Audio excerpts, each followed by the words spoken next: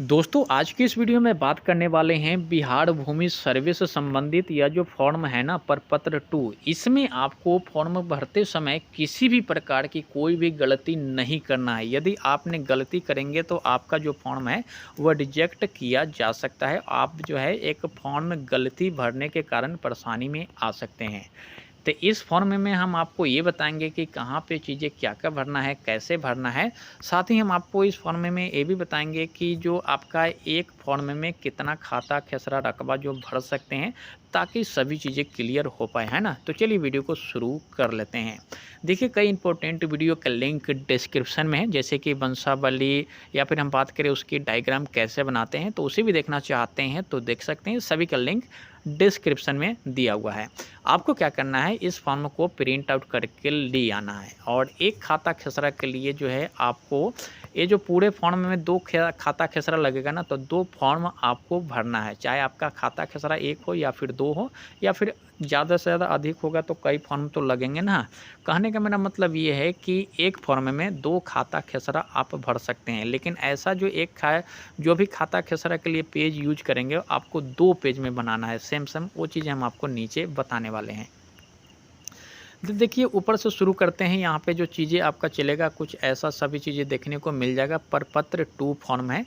यहाँ पे सबसे पहले आपको अपना गांव लिख देना है ना। जो भी आपका गांव होगा आपको इसमें गांव लिख देना है। जिस गांव में आपका ज़मीन है उस गांव का राजस्व का कुछ थाना नंबर होता है, वो थाना नंबर फिल कीजिए। हल्का याद है तो या फिर पता है तो लिख दीजिए, मैंडेटरी नहीं है, छोड़ सकते हैं।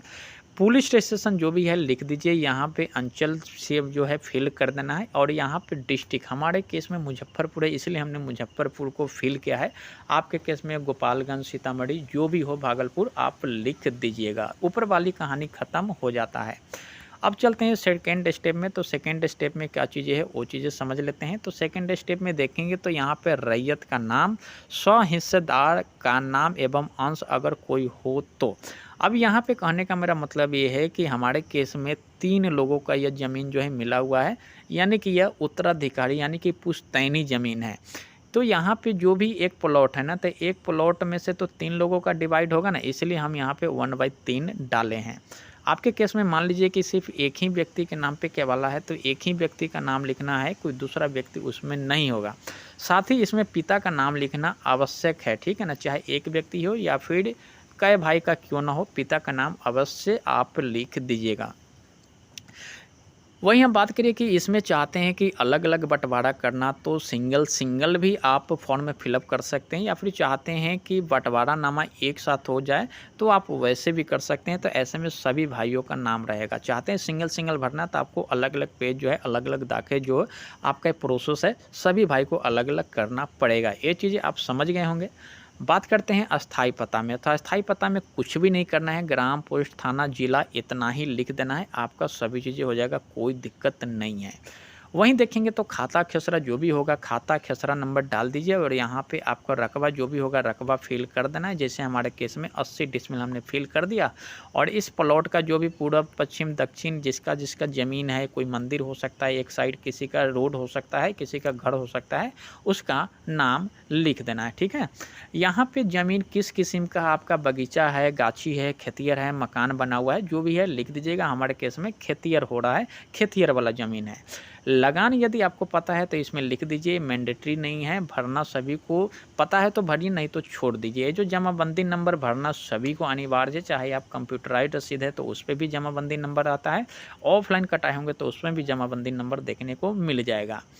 इसमें आपका जो भूमि मिला है कैसे मिला है, पुश्तैनी ज़मीन है तो उत्तराधिकारी लिखे, कोई क्रय या फिर केवाला किया गया था क्रय लिखे, बंदोबस्ती या फिर अन्य है या फिर दान है, जो भी कैटेगरी आपको इसमें लिख देना है। यदि आपका कोई वाद विवाद है, कोई कोर्ट केस है, कोई कोर्ट ऑर्डर इस पे चल रहा है, तो आपको वो सभी चीज़ें इसमें दर्शा देना है छोटे छोटे अक्षर में। काफ़ी सारे लोग ये पूछ रहे थे कि एक जो ये फॉर्म है ना, इसमें हम कितने खाता खेसरा को दर्शा सकते हैं, तो वो चीज़ें समझ लीजिए। यहाँ पे एक फॉर्म में आप 2 खाता खेसरा को ले सकते हैं। रीजन मैं बता देता हूँ। यहाँ पे देखेंगे तो टोटल जो है यहाँ पे 8 कॉलम दिया गया है और पूरब, पश्चिम, उत्तर, दक्षिण, चौहद्दी तो सभी को फिल करना है ना। वर्तमान समय का जो भी चौहद्दी होगा वही आपको फिल करना है। ऐसा गलती नहीं कीजिएगा कि जो आपका केबाला है, जो ज़मीन में दिया हुआ है वही चौहद्दी। हाँ, वर्तमान में वो अगर है तो फिल कीजिए, लेकिन यदि चेंज है तो वर्तमान वाला ही लिखिएगा। तो मेरा कहने का मतलब यहाँ भी 4 कॉलम आ रहा है, तो एक फॉर्म में आप 2 खाता खेसरा को ले सकते हैं। हो सकता है कि खाता सेम हो, खाता खेसरा अलग हो, प्लॉट अलग होगा, तो वो चीज़ें आपको इसमें फिल कर देना है। आपको ये जो सभी चीज़ें लिखने की आवश्यकता नहीं है, सभी ऊपर जैसा सेम है तो नीचे भी सेम है, तो आप सीधे यहाँ पे डू कर दीजिएगा, काम हो जाएगा, कोई दिक्कत नहीं है।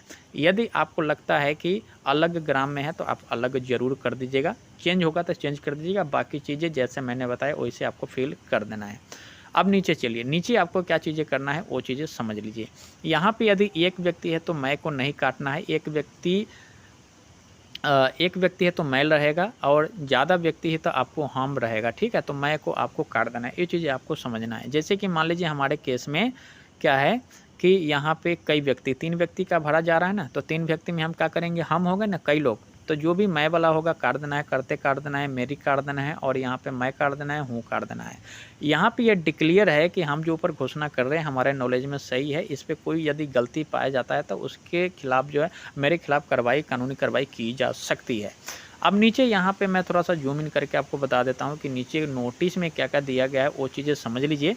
इस प्रपत्र को 2 प्रति में दाखिल किया जाएगा, यानी कि भरना है 1 प्रति आवेदक को प्राप्तकर्ता, और जो प्राप्तकर्ता पदाधिकारी या फिर कर्मी के द्वारा हस्ताक्षर करके आवेदन जो आप करने जाएंगे, जो सभी चीज़ें लेके अंचल जो ऑफिस है वहाँ पे जमा करने जाएंगे, तो एक कॉपी आपको वापस कर देगा, जिसमें स्टाम्प और डेट वगैरह सभी चीज़ें मेंशन करना है, उस अधिकारी या फिर कर्मी जो भी करे। यहाँ पे आपको गांव का नाम लिख देना है, यहाँ पे आपको तिथि लिख देना है, जिस डेट में आप फॉर्म फिल कर रहे हैं उस डेट फिल कर देना है, यहाँ पे साइन कर देना है। यदि साइन नहीं करते हैं तो थंब लगवा दीजिएगा, उस व्यक्ति का नाम लिख दीजिएगा।